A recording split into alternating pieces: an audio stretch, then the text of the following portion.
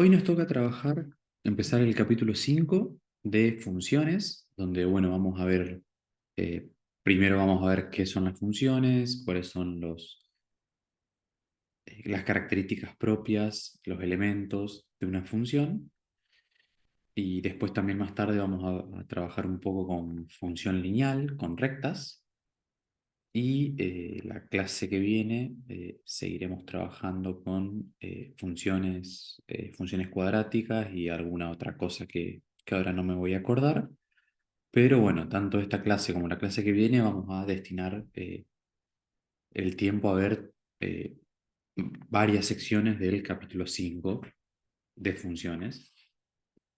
Y básicamente lo que es importante entender es que una función es una regla que le asigna a ciertos elementos de un conjunto algún elemento de otro conjunto, ¿sí? Básicamente es, si tenemos dos conjuntos, A y B,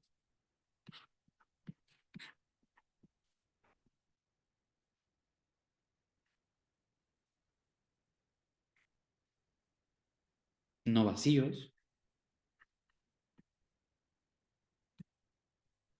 una función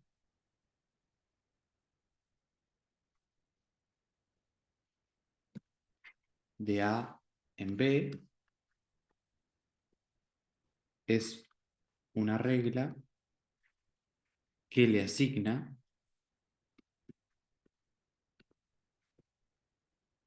a cada elemento de A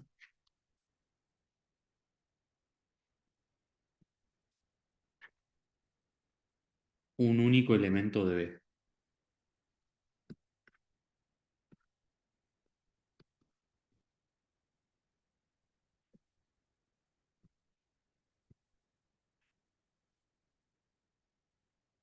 En particular, nosotros vamos a considerar casi siempre que A y B son algún subconjunto de los números reales y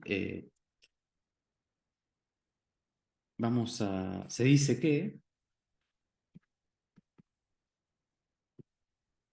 A es el dominio de la función y B es el codominio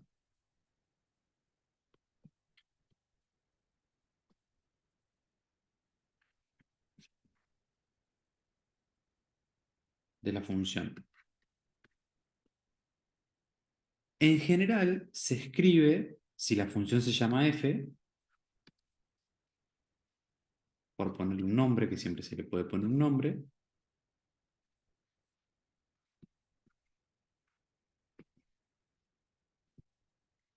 vamos a escribir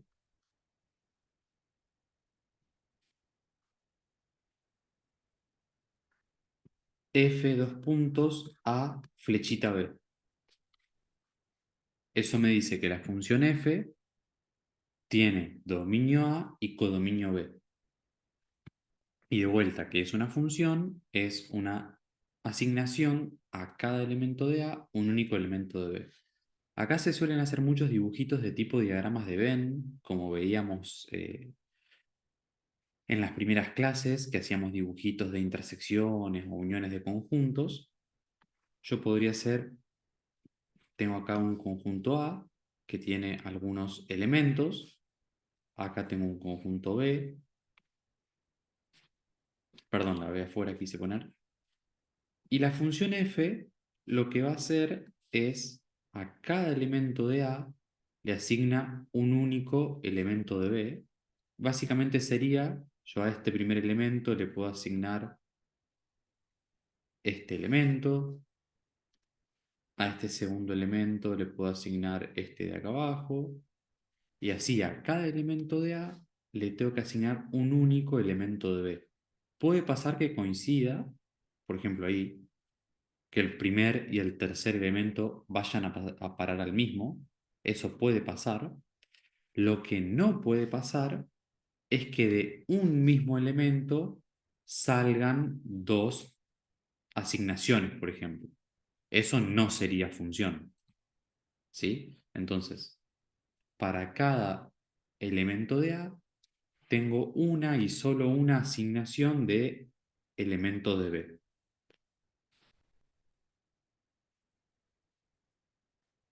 Por lo general, vamos a decir que eh, si este elementito de A se llama X y este elementito de B se llama Y, vamos a escribir que f de X es igual a Y.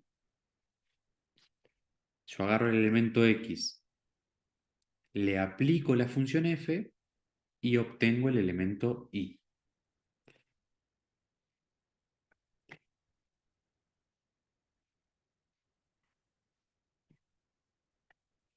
Y ahí en ese caso decimos que Y es la imagen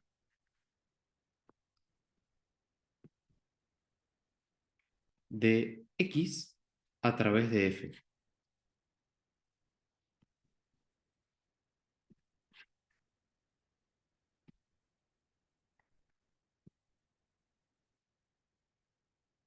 También decimos que X es nuestra variable independiente y que Y es nuestra variable dependiente. Y por lo general, como les decía, vamos a trabajar con conjuntos o subconjuntos de los números reales. Por lo general, cuando tengamos una función, es muy importante tener en claro quién es el dominio, quién es el codominio, y lo otro que es importante es cuál es la regla, es decir, qué hace la función f. Tener en claro eso, que lo que podemos hacer en general son hacer operaciones con el elemento x para poder llegar al elemento y, ¿sí? Por ejemplo, yo podría tener como una función de R en R, recuerden que R son los números reales, donde f de x sea, no sé, x cuadrado más 2. Entonces, ¿esta función qué hace? Para cada x lo elevo al cuadrado y al resultado le sumo 2. Entonces, si yo, por ejemplo, quisiera saber quién es f de 0, bueno, f de 0 va a ser 0 al cuadrado más 2, es decir, 2. F de 1 va a ser 1 al cuadrado más 2, es decir, 3. O, por ejemplo, f de menos 3 va a ser menos 3 al cuadrado más 2, que es 9 más 2, 11. Es muy importante que mi función esté definida para cualquier valor del dominio. En este caso, cualquier número real puede ser elevado al cuadrado y luego yo le puedo sumar el número 2. Pero si tengo algún número, que ahora vamos a ver un ejemplito, donde la regla que yo estoy queriendo aplicar no puede aplicarse, entonces no es función. ¿Por qué? Porque a un elemento del dominio no puedo asignarle nadie, ¿sí? Por ejemplo, ¿qué pasa si yo tengo una función f que va de los reales a los reales y que la regla es que f de x sea la raíz cuadrada de x? Si yo, por ejemplo, planteo eso, nosotros sabemos que no existe dentro de los números reales la raíz cuadrada de números negativos. Entonces, por ejemplo, el número menos 1 es un número real, es decir, que pertenece al conjunto de salida, pero la raíz de menos 1 no es un número real. Entonces, por ejemplo, el -1 no tiene ninguna asignación. Por lo tanto, f no puede ser una función.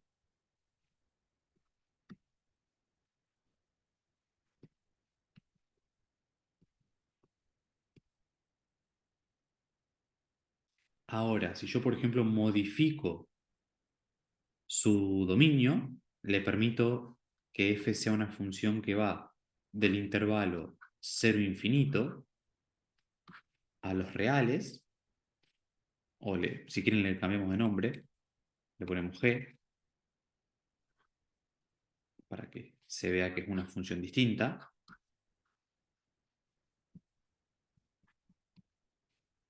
pero que también g de x lo que hace es calcular la raíz cuadrada de x.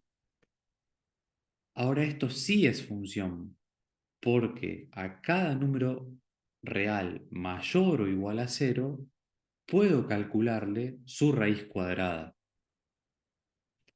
Entonces, en este caso, sí es función.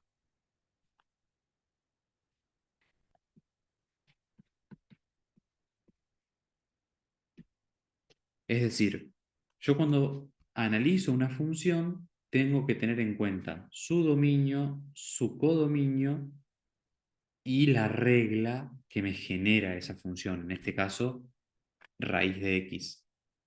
Si uno se olvida de que el concepto de función tiene tres componentes, puede llegar a meter la pata, ¿sí? En general, lo que vamos a hacer nosotros, salvo que el dominio esté explicitado, lo vamos a tener que calcular. Y uno dice, eh, ¿sí? Salvo, como en los casos anteriores, que el dominio estaba explicitado, salvo que el dominio esté dado, vamos a tener que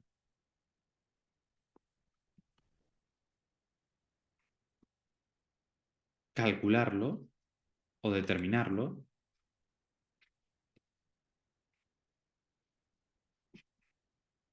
buscando todos los valores de x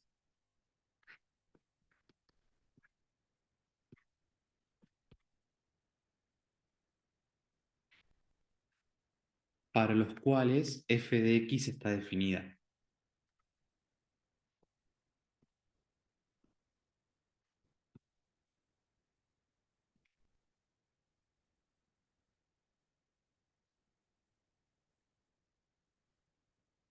En general, al dominio de una función, para, eh, para cortar las cosas, al dominio de f se lo suele describir o se lo suele denotar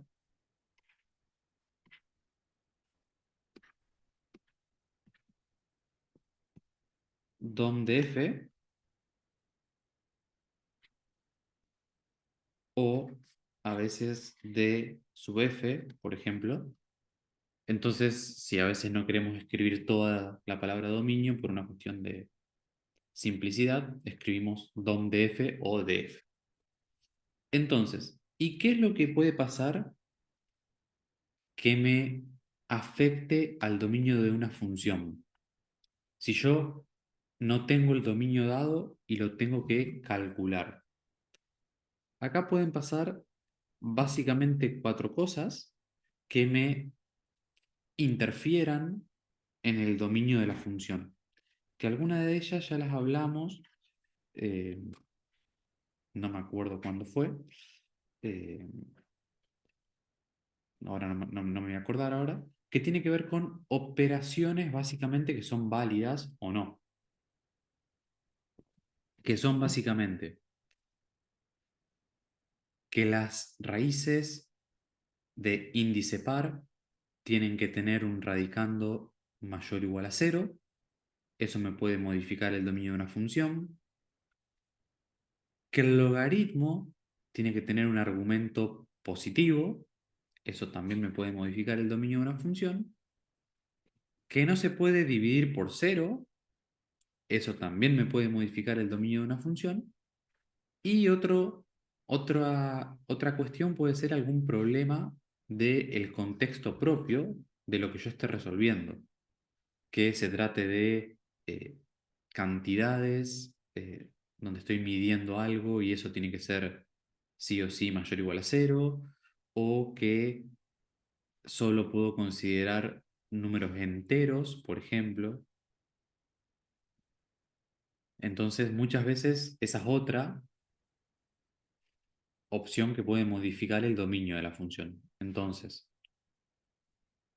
básicamente, resumiendo, lo que yo tengo que tener en cuenta es que si tenemos eh, a tener en cuenta, vamos a escribirlo así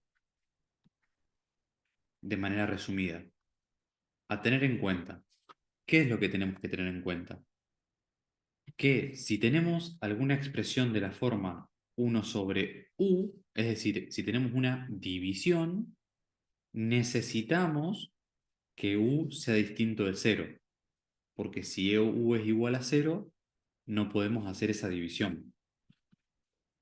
Otro problema puede ser que tengamos una raíz de índice par, que puede ser una raíz cuadrada, pero también podría ser una raíz cuarta o sexta o lo que sea.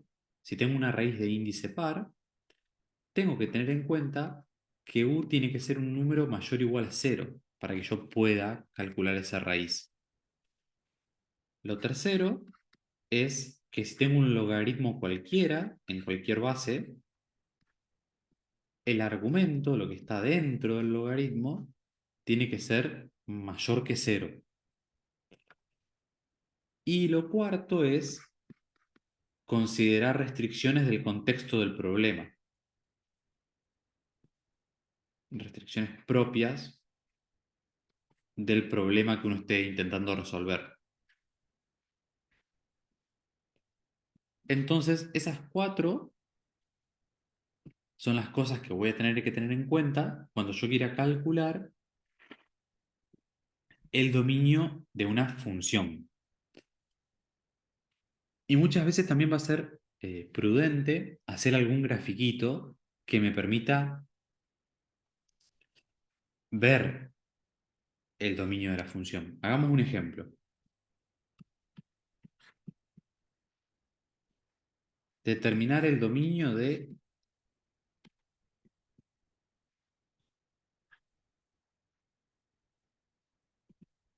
la función 4 menos x cuadrado raíz cuadrada dividido x menos 1.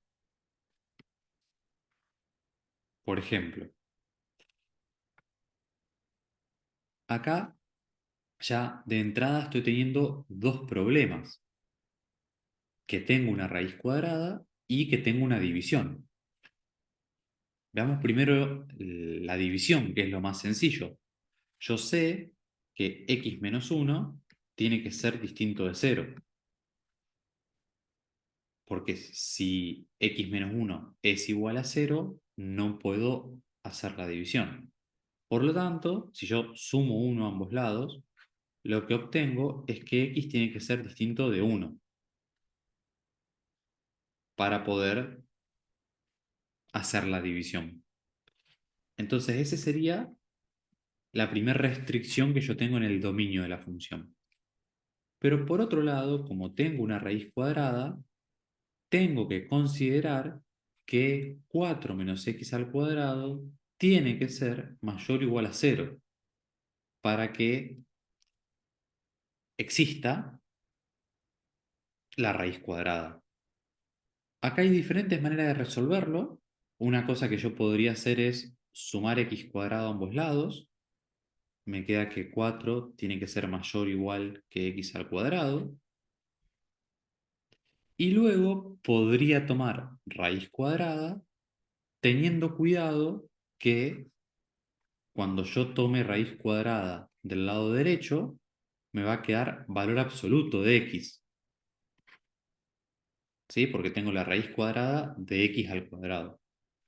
Entonces me queda, básicamente, que el valor absoluto de x tiene que ser menor o igual que 2. Y entonces si hacemos un dibujito de las dos situaciones al mismo tiempo.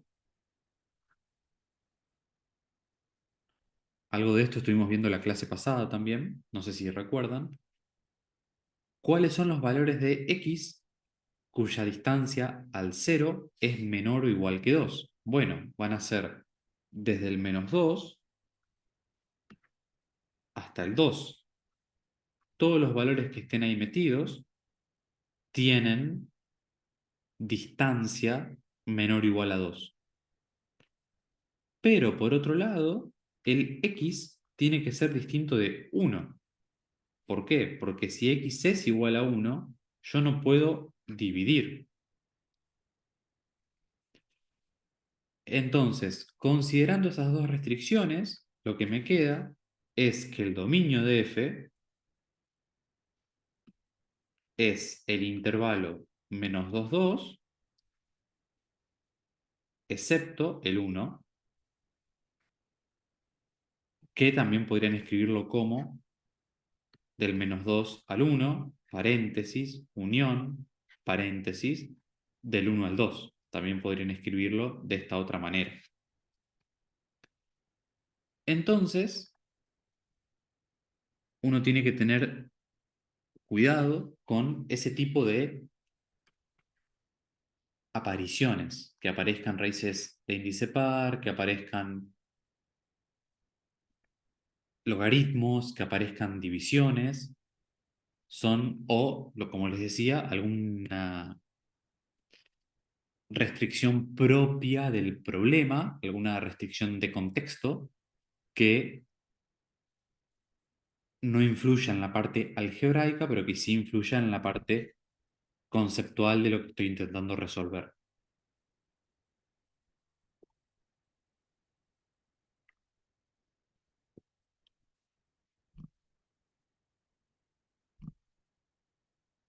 Otro elemento importante cuando trabajamos con funciones tiene que ver con lo que se llama la imagen de una función.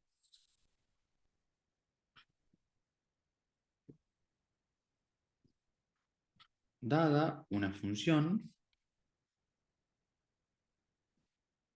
f de a en b con y igual a f de x, la imagen de f va a ser el conjunto que se denota con im de imagen de f, va a ser el conjunto de todos los valores que toma la función. Es decir, es el conjunto de todos los f de x con x en a. ¿Se acuerdan que hace un ratito dijimos que cuando yo veo en un punto concreto, la imagen de ese punto por f es lo que me dé la función? Por ejemplo, la imagen del 0 por esta función, la imagen del 0 es 2, la imagen del 1 es 3, la imagen del -3 es 11. Eso es elemento a elemento, pero este conjunto ya se refiere a la imagen de la función. Es decir, la imagen de la función lo que hace es juntar, recolectar, agrupar todos los valores que toma f de x. Es decir, por un lado tenemos el dominio, que son todos los valores de x, y por el otro lado tenemos la imagen, que son todos los valores que puede tomar la función, es decir, los valores de y.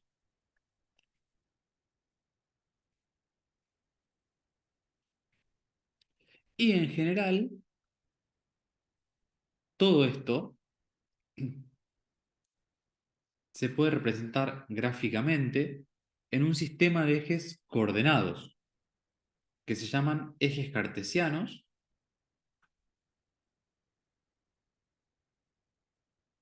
El eje horizontal suele ser el valor que se le da a la x, el eje vertical es el eje que se le asigna a la variable y,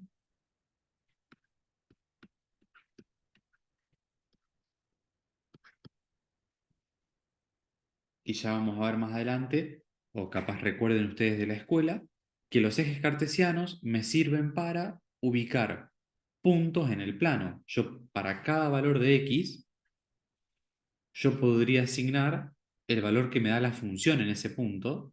Si tengo acá un a, acá calculo f de a y obtengo un puntito.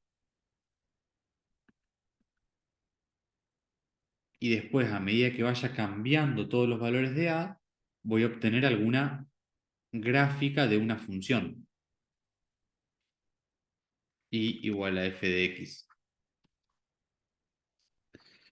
Entonces, para eso necesito los ejes coordenados o ejes cartesianos para poder representar gráficamente a una función, porque ahora no solo quiero ver el dominio, que lo puedo ver en la recta en números reales, sino que quiero ver la función entera, pero cada función tiene una coordenada en x y una coordenada en y. Entonces necesito un punto en el plano y después agrupo todos los puntos posibles para graficar la función. El eje X, que eso también les puede llegar a aparecer por algún lado, al eje X se lo suele llamar eje de abscisas. Entonces se los cuento por si. Nunca sé cómo se escribe. Abscisas, si es así las dos con S. No, tiene una cosa rara. Abscisas. Creo que es así. Bueno, después me fijo bien. Y SC, abscisas. Y al eje Y se lo suele llamar eje de ordenadas.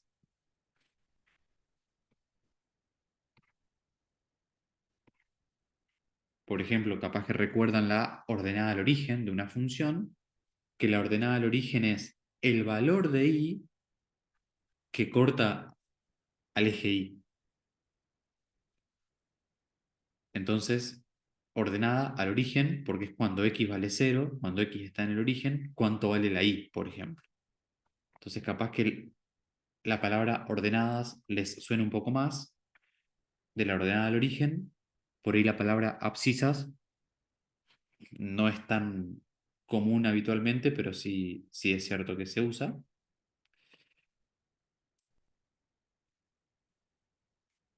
Y para eso nos van a servir más adelante este eje cartesiano para dividir, para graficar, dibujar funciones.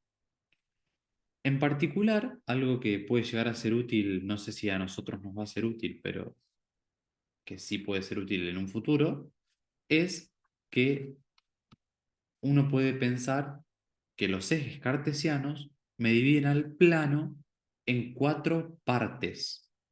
Y cada una de esas partes se llama cuadrante. Este es el primer cuadrante, que es donde las X son positivas y las Y son positivas. Y después nos movemos como en las agujas contrarias, en la dirección contraria a las agujas del reloj. Este es el segundo cuadrante, este es el tercer cuadrante y este es el cuarto cuadrante. Yo no recuerdo ahora si a nosotros particularmente nos va a servir para algo la separación en cuadrantes, pero seguramente más adelante sí, así que vale la pena tenerlo presente.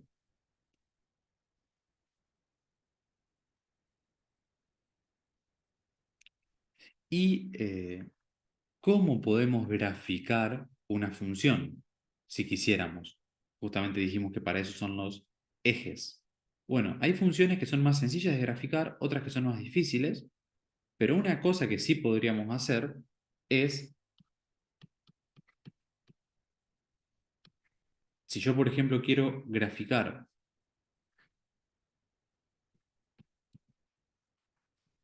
la función f de x igual a x al cuadrado, por ejemplo, una cosa que puedo hacer es hacer alguna tabla de valores que más o menos me diga qué apariencia puede tener la función.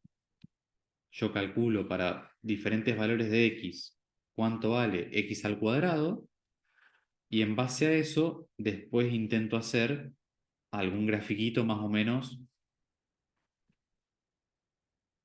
decente que se corresponda con esos puntos que yo calculé.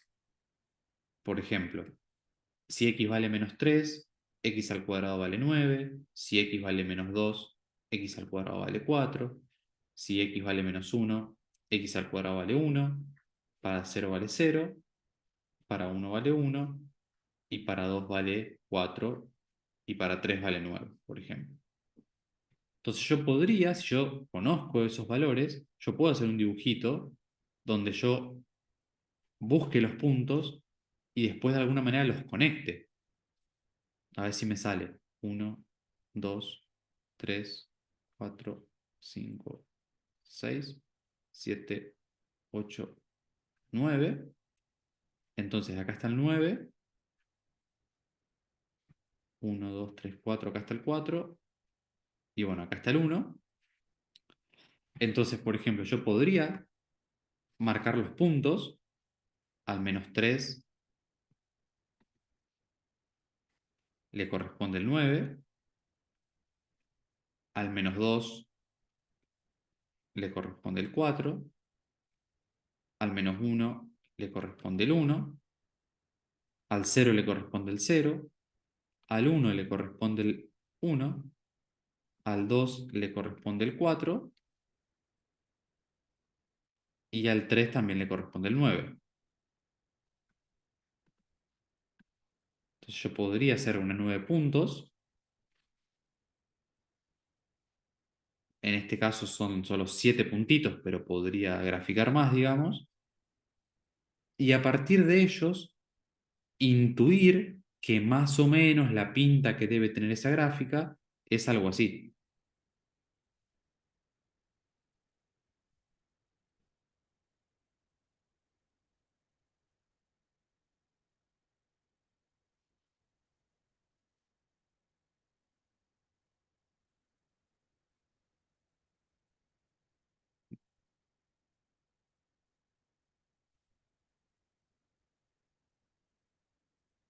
Ponele. Eh, Esas son mis mejores habilidades artísticas. No, no me pidan más que eso. Pero claro, si uno en vez de calcular 7 puntitos, calculara 100 puntitos, sería mucho más certero el gráfico que yo proponga de la función, digamos.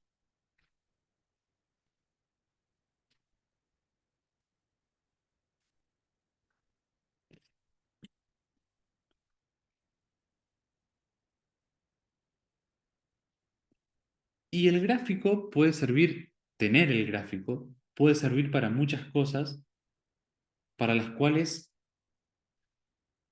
eh, hay una definición rigurosa matemática, pero que a veces esas definiciones no se ven hasta más adelante, en materias más avanzadas, digamos, pero uno podría, vamos a hacer un dibujito cualquiera, decir cosas sobre la función a partir del gráfico.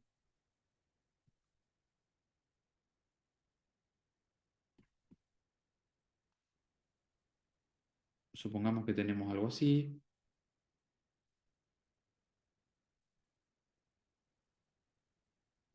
Esto es y igual a f de x.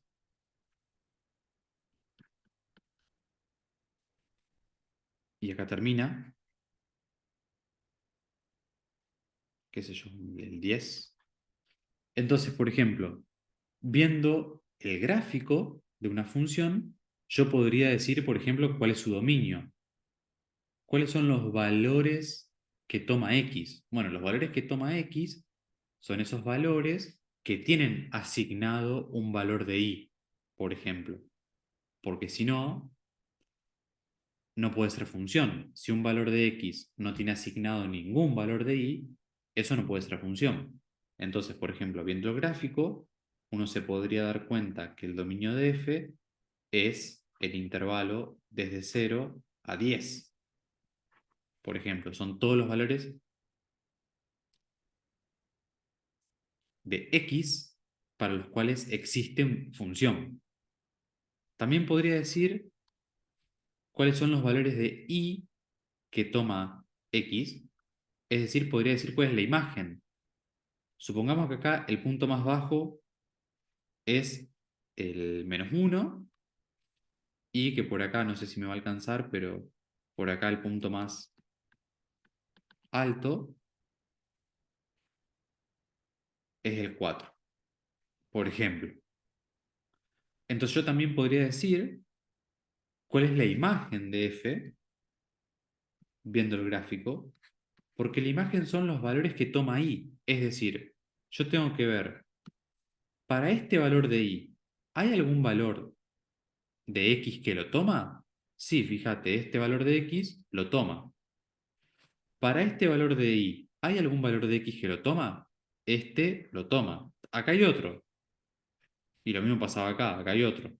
Pero con que haya un solo valor de x para el cual valga ese valor de y, ya puedo determinar la imagen de la función. Es decir, trazando líneas horizontales y viendo que esas líneas corten a la función, yo ya podría decir que la imagen de f es todo el intervalo -1 a 4. ¿Por qué? Porque cualquier punto entre -1 y 4, yo puedo encontrarle un valor de x que tome a ese valor de y. También, por ejemplo, viendo la gráfica, puedo decir que la función decrece, pongámosle acá un 4 y acá un 9, por ejemplo, puedo decir que la función decrece de 0 a 4 y de 9 a 10, ¿sí? Que la función va hacia abajo, va decreciendo, y que la función crece de 4 a 9, por ejemplo. Entonces, viendo el gráfico, hay un montón de información que yo puedo obtener. También podría decir, por ejemplo, que cuando x vale 9 e y vale 4, tengo como un máximo de la función. Es el valor más grande posible que toma la función, el 4. No hay nada por arriba del 4 que tome la función. Bueno, analizar máximos y mínimos, ya van a ver más adelante, que es algo que es bastante, eh, que lleva bastantes cálculos y justificaciones y qué sé yo, pero si uno tiene la potestad de hacer el gráfico de una función, puede deducir cosas a partir de ese gráfico. Entonces eso siempre es muy importante, si uno tiene un gráfico, ver qué conclusiones puede sacar.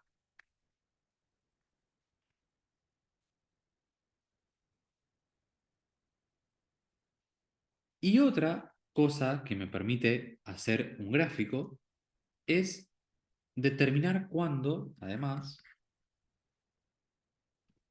un gráfico me permite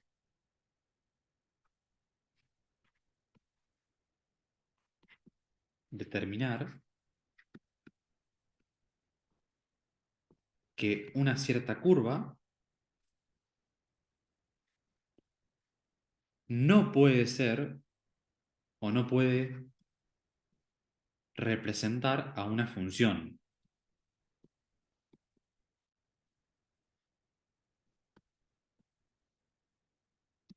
Por ejemplo, si yo tuviera algo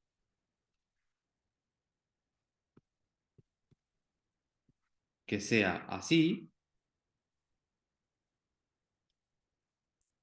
yo podría deducir, por ejemplo, que para este valor de x tengo dos valores diferentes de y o de y.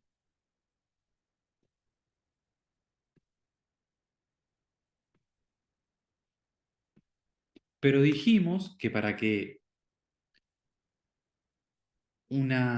expresión sea una función, a cada valor de x le tiene que corresponder un único valor de y.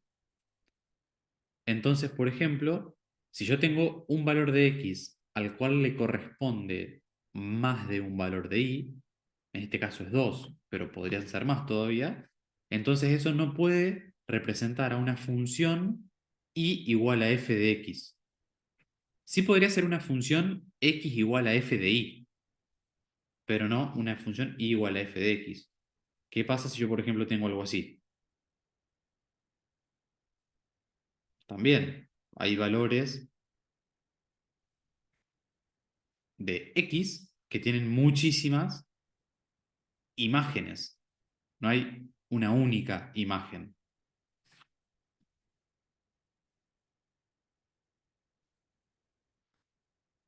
No tiene por qué ser. Acá tenemos y igual a f de x y acá en lila pongamos y igual a f de x. Esas curvas, o sea, eso, esas curvas no representan funciones. Estas curvas no representan funciones.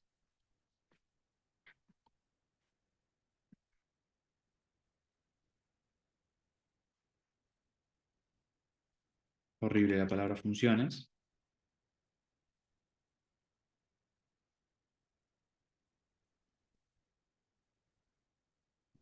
Y entonces eso lo puedo deducir también de el gráfico.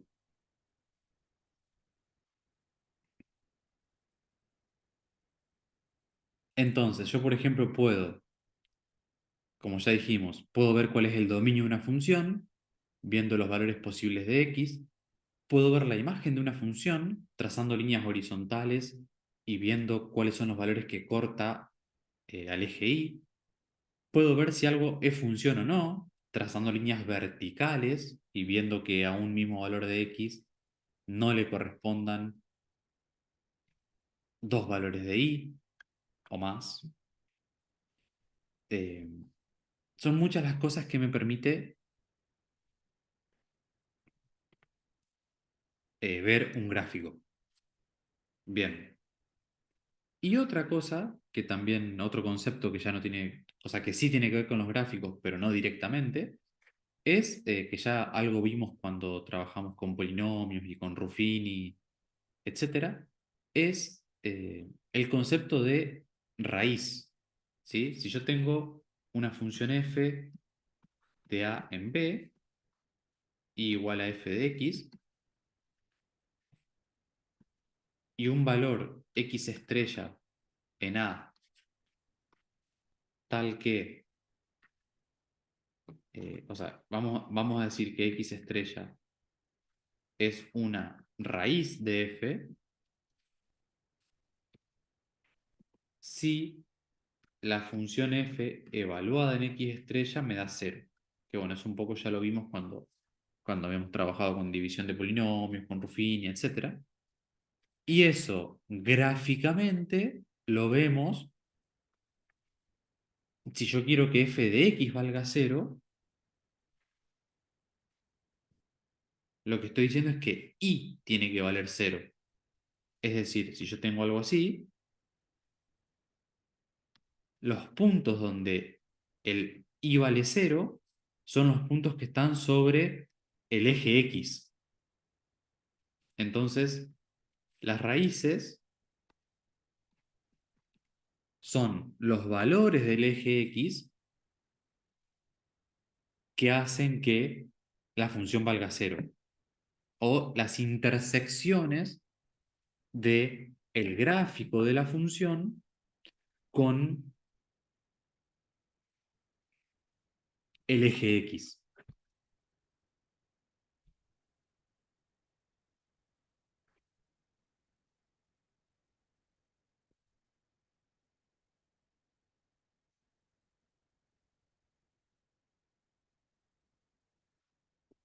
Bien.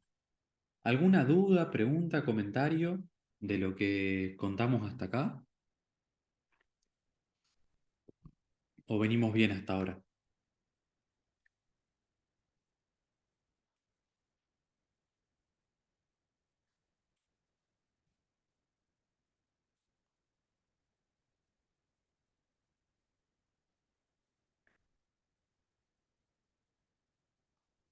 Bueno, corto el video, hacemos un recreíto